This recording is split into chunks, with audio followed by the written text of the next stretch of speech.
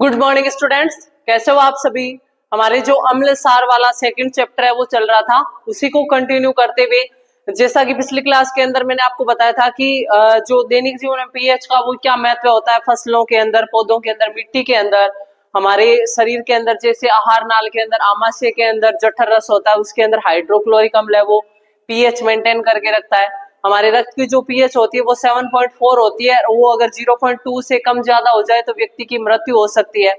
इस प्रकार हमने पीएच के महत्व को पढ़ा था और आज हम देखते हैं कुछ इंपॉर्टेंट अम्ल जो किन किन पदार्थों के अंदर पाए जाते हैं या किन प्राकृतिक स्रोतों में अम्ल होते हैं। और ये जो एक टेबल है बहुत इंपॉर्टेंट है क्योंकि छोटे से छोटे क्वेश्चन बनते हैं, ये बहुत इजी क्वेश्चन है। देखिए, जैसे सबसे पहले दिया हुआ है सिरका, सिरके के अंदर कौन सा अम्ल पाया जाता है, तो सिरके के अंदर एसिटिक अम्ल होता है, याद रखना है आपको। अगला है संतरा, चाहे आपको संतरा पूछे, नींबू पूछे, आंवला पूछे, यानी जितने भी खट्टे पदार्थ है उनके अंदर कौन सा अम्ल होता है, सिट्रिक अम्ल होता है। देखिए, संतरे में भी सिट्रिक अम्ल और नींबू में भी सिट्रिक अम्ल। अगला आता है इमली, इमली के अंदर कौन सा अम्ल होता है, टार्टरिक अम्ल होता है। टमाटर के अंदर ऑक्जेलिक अम्ल होता है। खट्टे दूध या दही के अंदर कौन सा अम्ल होता है, लैक्टिक अम्ल। नॉर्मली दूध में नहीं होता है, लेकिन खट्टा दूध पड़ गया है, दूध फट गया है दूध या दही के अंदर, कौन सा अम्ल होता है, लैक्टिक अम्ल। नींबू के अंदर सिट्रिक अम्ल होता है।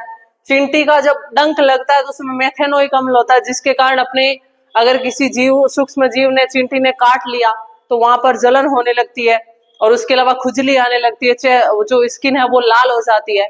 तो वो किस अम्ल के कारण, मेथेनोइक अम्ल के कारण। नेटल का डंक, उसके अंदर भी कौन सा अम्ल होता है, मेथेनोइक अम्ल होता है, ठीक है। फिर हम देखते हैं लवण, यानी हमने जो अम्ल और सारों के बारे में पढ़ा था, फिर हमने बताया था लवण क्या होता है, कि जब अम्ल और सार मिल जाए तो जो नया पदार्थ बनता है वो क्या कहलाता है, लवण कहलाता है। तो देखिए, लवणों के गुण के बारे में पढ़ते हैं। लवण का पीएच क्या होता है सबसे पहले। देखिए, जब अम्ल और सार मिल जाएंगे, मैंने आपको सोरेनसन की पीएच स्केल बताई थी, उसके अंदर मैंने आपको बताया था कि जब किसी का पीएच 7 से कम होता है, 0 से 7 के बीच में होता है, वो अम्ल होता है। 7 से लेकर 14 के बीच में होता है वो सार होता है। और अगर 7 होता है किसी का पीएच, वो उदासीन होता है, यानी ना तो वो अम्ल है ना वो लवण है। अब देखिए, अगर आपने लवण और अम्ल को बराबर मात्रा में मिला दिया, उनकी समता भी बराबर है, तो उदासीन की तरह लवण का पीएच भी कितना हो जाएगा, 7। अगर आपने दुर्बल सार लिया है, प्रबल अम्ल लिया है, तो उसकी पीएच है वो 7 से कम होगी, क्योंकि प्रबलता किसकी है, लवण की है, कम पीएच वाले की है।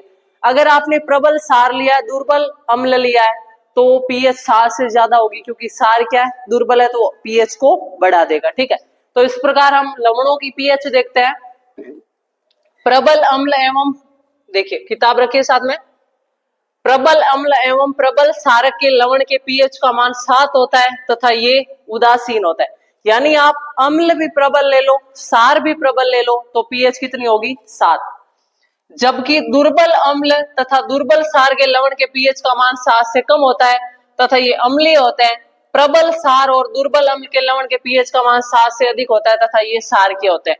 यानी अगर आप अम्ल भी दुर्बल लो, सार भी दुर्बल लो, तो पीएच है वो 7 से कम होगी। अगर आप अम्ल प्रबल लो, सार दुर्बल लो, तो भी पीएच 7 से कम होगी। 7 से ज्यादा कब होगी, जब आप प्रबल सार लोगे और दुर्बल अम्ल लोगे, एक ही कंडीशन के अंदर। फिर आता है साधारण नमक से रसायन। नॉर्मली पिछली क्लास में भी मैंने आपको बताया था, लवण मतलब नमक। नमक सोडियम क्लोराइड NaCl, जो हाइड्रोक्लोरिक अम्ल, और सोडियम हाइड्रोक्साइड नामक सार से हाइड्रोक्लोरिक अम्ल था और सोडियम हाइड्रोक्साइड नामक सार था, उन दोनों के मिलने से जो नया पदार्थ लवण बना, उसी को हमने क्या बोला, सोडियम क्लोराइड, जिसे सामान्य भाषा में साधारण नमक कहते हैं। अब देखिए, आप जानते हैं कि हाइड्रोक्लोरिक अम्ल एवं सोडियम हाइड्रोक्साइड के विलयन की अभिक्रिया से उत्पन्न लवण को सोडियम क्लोराइड कहते हैं। अब देखिए कैसे बनता है। जैसे देखिए, आपने लिया हाइड्रोक्लोरिक अम्ल, ये क्या है, अम्ल है। कौन सा अम्ल है, पूरा नाम लिख लेती हूं मैं, ये है हाइड्रोक्लोरिक अम्ल। और साथ में आपने क्या लिया, सोडियम हाइड्रोक्साइड सार। क्या लिया आपने, सोडियम हाइड्रोक्साइड।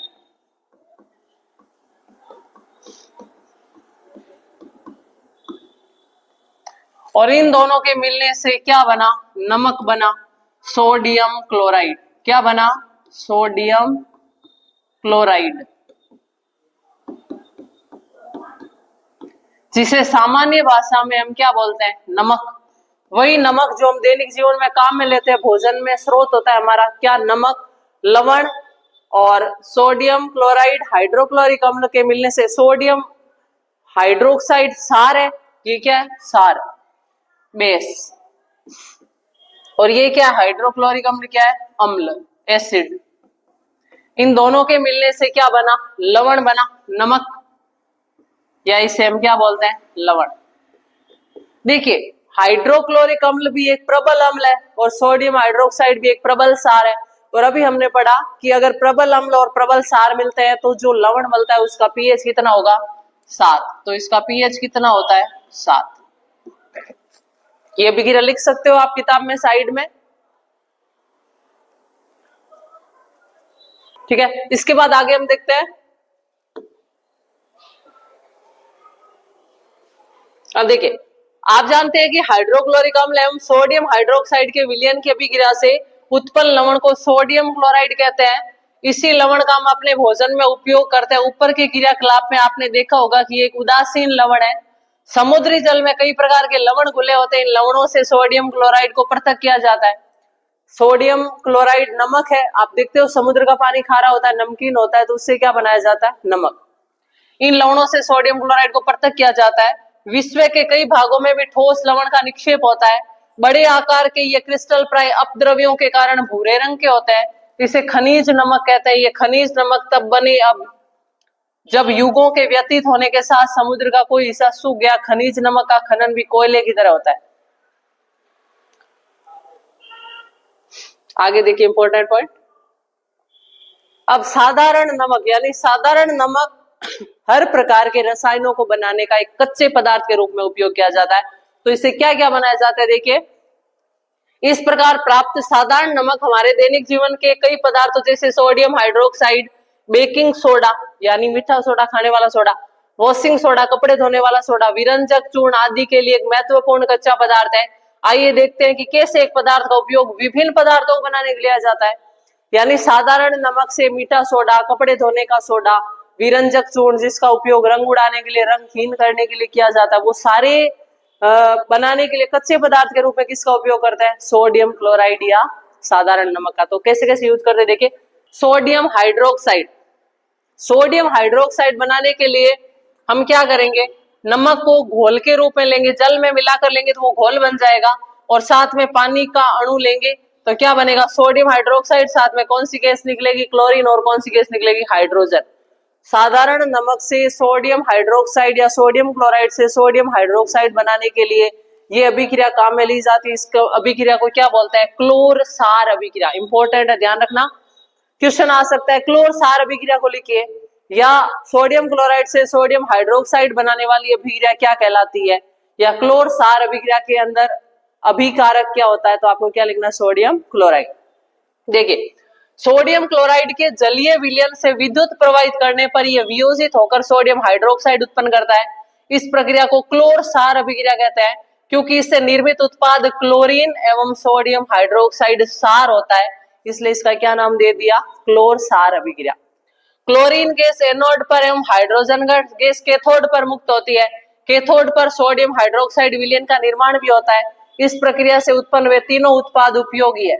देखिए, इसलिए बोला है कि जो क्लोरीन गैस है वो एनोड पर हमेशा पॉजिटिव चार्ज होता है, कैथोड पर हमेशा नेगेटिव चार्ज होता है। तो एनोड पर कौन सी गैस आएगी? क्लोरीन। और कैथोड पर हाइड्रोजन गैस। यानी विद्युत अपघटन विधि के द्वारा सोडियम हाइड्रोक्साइड का निर्माण होगा। आगे आएगा विरंजक चूर्ण। विरंजक चूर्ण यानी जिसको रंजक हीन यानी रंग उड़ाने के लिए उपयोग करने वाला पदार्थ। इसका एक तो फॉर्मूला याद रखना है आपको। विरंजक चूर्ण का सूत्र है CaClO की होल ट्वाइस, यानी ऐसे भी बोल सकते हो CaCl2O2। आप जानते हैं कि जलीय सोडियम क्लोराइड के विद्युत अपघटन से क्लोरीन गैस का निर्माण होता है। इस क्लोरीन गैस का उपयोग विरंजक चूर्ण के उत्पादन के लिए किया जाता है। शुष्क बुझा हुआ चूना कैल्शियम हाइड्रोक्साइड पर क्लोरीन की क्रिया से विरंजक चूर्ण का निर्माण होता है। मैंने आपको बताया था, एक तो होता है कैल्शियम ऑक्साइड, एक होता है कैल्शियम हाइड्रोक्साइड। बिना बुझा हुआ चूना कैल्शियम ऑक्साइड और बुझा हुआ चूना क्या कहलाता है? Calcium hydroxide. जब कैल्शियम हाइड्रोक्साइड के साथ जो क्लोर सार अभिक्रिया से क्लोरीन गैस निकली थी, उस क्लोरीन गैस को इसके साथ मिलाया जाता है तो क्या बनता है? विरंजक चूर्ण CaClO की होल्ड वाइज, साथ में पानी का अणु और कैल्शियम क्लोराइड। विरंजक चूर्ण का उपयोग क्या है? अभी मैंने बोला जहां भी रंग उड़ाने का, विरंजन करने का काम होगा, विरंजक चूर्ण उपयोग किया जाएगा। वस्त्र उद्योग में सूती और लिनेन के विरंजन के लिए, कागज की फैक्ट्री में, लकड़ी की मज्जा और लाउंड्री में, साफ कपड़ों के विरंजन के लिए, कई रासायनिक उद्योगों में एक उपचायक के रूप में, पीने वाले जल को जीवाणु से मुक्त करने के लिए, यानी पानी अशुद्ध है तो जैसे फिटकरी डालते हैं, विरंजक चूर्ण भी उसमें डाल सकते हैं। आगे आता है बेकिंग सोडा। बेकिंग सोडा का उपयोग हम भोजन में करते हैं, जिसे हम मीठा सोडा बोलते हैं, पकोड़े बनाने के लिए। ठीक है, देखिए बेकिंग सोडा का उपयोग आमतौर पर रसोई घर में स्वादिष्ट खस्ता, पकोड़े आदि बनाने के लिए किया जाता है। कभी कभी इसका उपयोग खाने को शीघ्रता से पकाने के लिए भी किया जाता है। इस यौगिक का रासायनिक नाम सोडियम हाइड्रोजन कार्बोनेट है। फॉर्मूला याद रखना NaHCO3। सोडियम कार्बोनेट कपड़े धोने का सोडा होता है, NaCO3 होता है, NaCO4, जबकि सोडियम बाइकार्बोनेट होता है कपड़े धोने का सोडा। सोडियम हाइड्रोजन कार्बोनेट या सोडियम बाइकार्बोनेट भी बोलते हैं इसको। इसको बनाने में सोडियम क्लोराइड का उपयोग एक मूल पदार्थ के रूप में किया जाता है। यानी सोडियम हाइड्रोजन कार्बोनेट बनाने के लिए आपको एक तो नमक लेना ही पड़ेगा, सोडियम क्लोराइड, साथ में पानी के अणु, carbon dioxide gas, ammonia gas, जिससे एक तो बनेगा अमोनियम क्लोराइड क्योंकि आपने अमोनिया गैस ली है, और एक क्या बन जाएगा? सोडियम हाइड्रोजन कार्बोनेट या सोडियम बाइकार्बोनेट या खाने का सोडा, मीठा सोडा, कुछ भी बोल सकते हैं, या बेकिंग सोडा।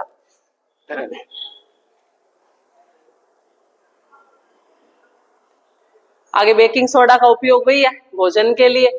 बेकिंग पाउडर बनाने में जो बेकिंग सोडा एवं टार्टरिक अम्ल जैसा एक मंद खाद्य अम्ल का मिश्रण है, जब बेकिंग पाउडर को गर्म किया जाता है या जल मिलाया जाता है तो इससे क्या अभिक्रिया होती है? बेकिंग सोडे में अगर आप जल मिलाओगे या गर्म करोगे तो कार्बन डाइऑक्साइड गैस निकलेगी, पानी का अणु निकलेगा और साथ में अम्ल का क्या बनेगा? सोडियम लवण। फिर धोने का सोडा, एक तो आ गया खाने का सोडा, मीठा सोडा, बेकिंग सोडा, और एक आ गया कपड़े धोने का सोडा Na2CO3, कपड़े धोने का सोडा। साथ में इसमें 10 पानी के अणु है, ध्यान रखना। कपड़े धोने के लिए 10 बाल्टी पानी चाहिए, इसको ऐसे याद कर लो। खाने के सोडे में पानी नहीं चाहिए, वहां कोई पानी का अणु नहीं है, NaHCO3, जबकि कपड़े धोने में पानी चाहिए, यानी इसके अंदर 10 बाल्टी पानी चाहिए, 10 पानी के अणु जुड़े हुए हैं, Na2CO3.10H2O। इसे क्या बोलते हैं? धोने का सोडा। ये एक अन्य रसायन जिसे सोडियम क्लोराइड से प्राप्त किया जा सकता है। सोडियम कार्बोनेट लेंगे, साथ में पानी के अणु लेंगे, जिससे क्या बनेगा? पानी का अणु जुड़ जाएगा और सोडियम कार्बोनेट बन जाएगा। फिर कपड़े धोने के सोडे के उपयोग, सोडियम कार्बोनेट का उपयोग कांच, साबुन, कागज उद्योग में होता है। इसका उपयोग बोरेक्स जैसे सोडियम यौगिक में होता है। सोडियम कार्बोनेट का उपयोग घरों में साफ सफाई के लिए होता है, कपड़े धोने में होता है। जल की स्थायी कठोरता को दूर करने के लिए, इंपॉर्टेंट पॉइंट, जल की स्थायी कठोरता को दूर करने के लिए किसका उपयोग किया जाता है? कपड़े धोने के सोडे का उपयोग होता है।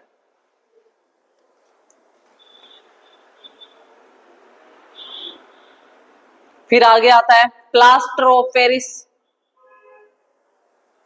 इसमें देखिए एक ये पॉइंट बताया हुआ है कि जो कपड़े धोने का सोडा है, इसमें जो 10 पानी के अणु है, ये क्या वास्तव में अणु आर्द्र है या नहीं है?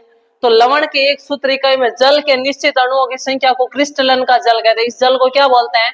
क्रिस्टलन का जल। जिप्सम एक अन्य लवण है जिसमें क्रिस्टलन का जल होता है। इसमें क्रिस्टलन के जल के 2 अणु होते हैं। इसका रासायनिक सूत्र CaSO4.2H2 है। अब इस लवण के उपयोग को बार ध्यान देते हैं। देखिए जिप्सम के अंदर जो पानी के अणु है वो कितने हैं? 2 है, और कॉपर सल्फेट के अंदर 5 अणु है, जबकि जो कपड़े धोने का सोडा है उसमें जल के 10 अणु है। आगे आता है प्लास्टर ऑफ पेरिस, जिसे शॉर्ट में POP बोलते हैं। घरों के अंदर पुट्टी करने में, घरों के अंदर विभिन्न डिजाइनों के अंदर, या किसी की हड्डी टूटी हुई उस पर प्लास्टर किया जाता है ना, वो किसके कारण होता है?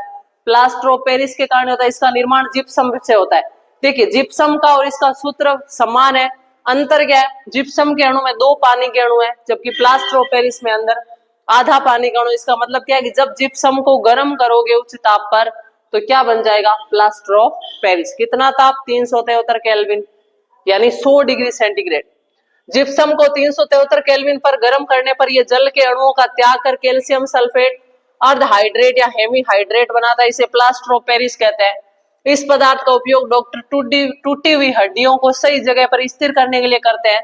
प्लास्टर ऑफ पेरिस एक सफेद चूर्ण है जो जल मिलाने पर यह पुनः जिप्सम बनकर कठोर ठोस पदार्थ प्रदान करता है। देखिए प्लास्टर ऑफ पेरिस था, फिर पानी का अणु जुड़ा और वापस क्या बन गया, जिप्सम।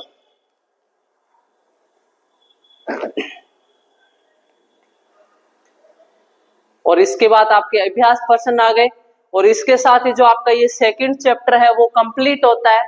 तो इस चैप्टर को यहाँ समाप्त करके आप प्रश्न उत्तर करोगे। जो भी अगर डाउट है तो आप कमेंट बॉक्स में जाकर कमेंट कर लोगे और नेक्स्ट वीडियो के अंदर आती हूँ मैं आपके थर्ड चैप्टर लेकर। तो मिलते हैं नेक्स्ट क्लास के अंदर नेक्स्ट चैप्टर के साथ, तब तक के लिए थैंक यू सो मच।